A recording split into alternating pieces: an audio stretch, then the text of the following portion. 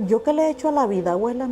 A mi mamá la matan, dice. Mi papá viene por salvar mi vida, dice, y me apartan de él, dice.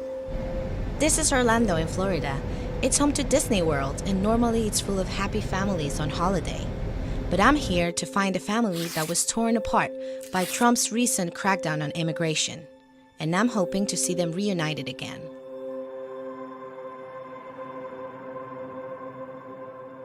Siempre que hablo con él, dice, ¿qué está haciendo mi hermano chiquito?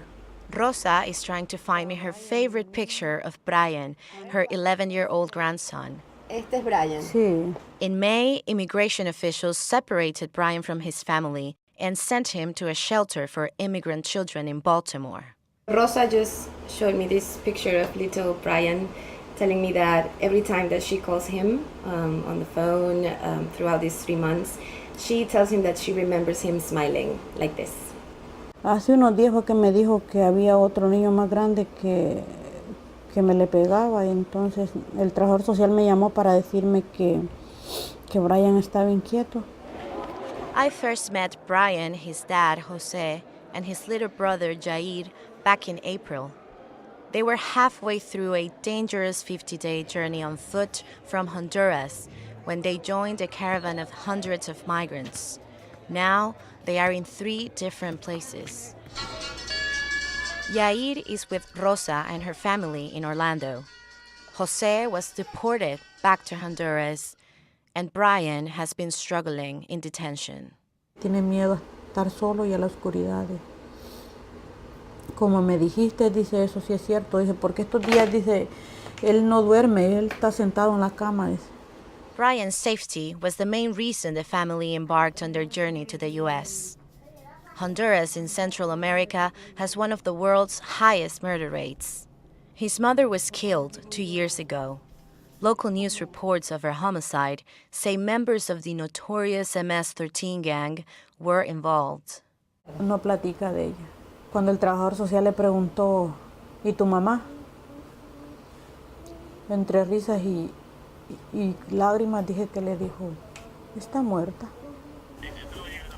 As we are talking, Rosa gets a phone call. Ay, qué bueno, ahora sí, se me hizo el milagro. It's Brian's social worker saying he's going to be released.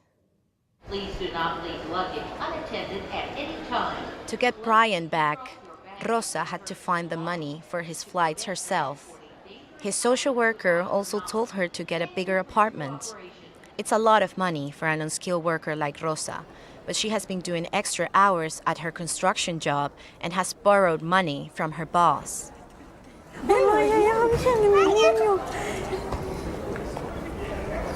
Ay.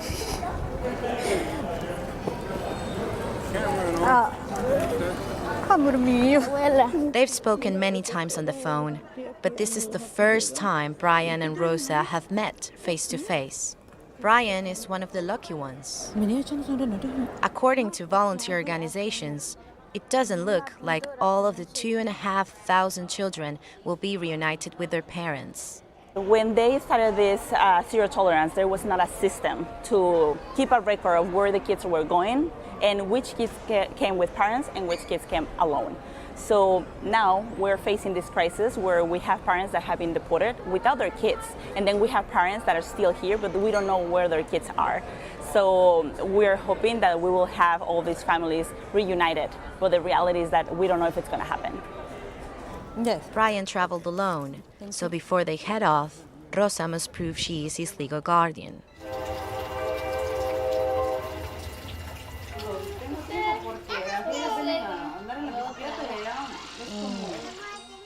Back at home, Brian is smiling a lot, but saying very little.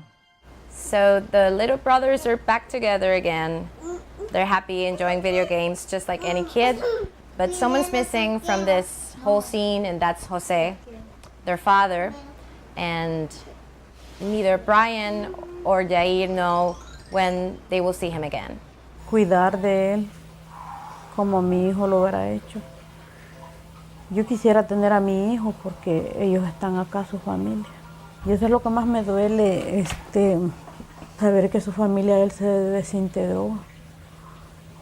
Ellos acá, él allá. ¿Qué cosa? This torturous process is not over for Brian. He's seeking asylum, and it could be years before the US government decides if he can stay for good.